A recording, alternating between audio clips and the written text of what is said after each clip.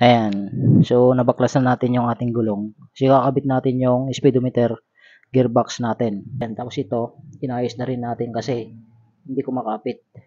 Ayan, hindi ko makapit to. Kaya, pinaliit natin.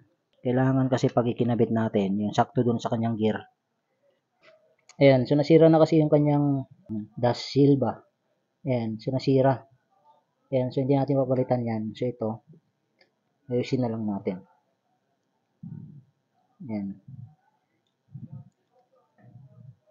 Tapos pati ito yung kanyang holder, yung kanyang gear. Ito, yung puti. Yan.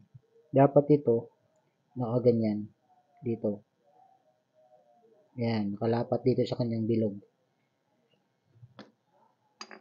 Yan. Nakaganyan. Dapat. Yan, kita.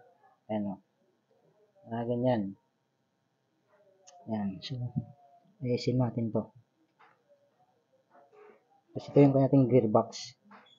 Yan. So, natin ilalagay itong kanyang gear. Yan.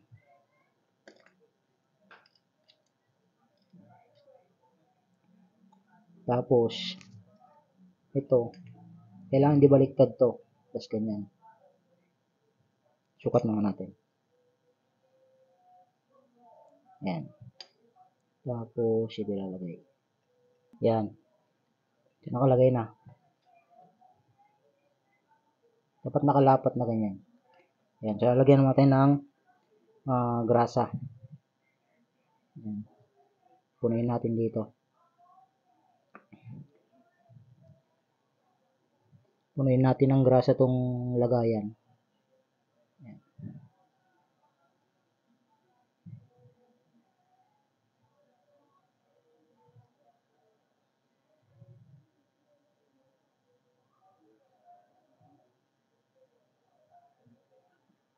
Yan. Puno na. Tapos lapat lang natin.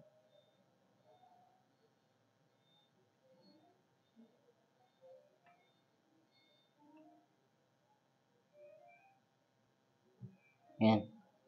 Balik na natin.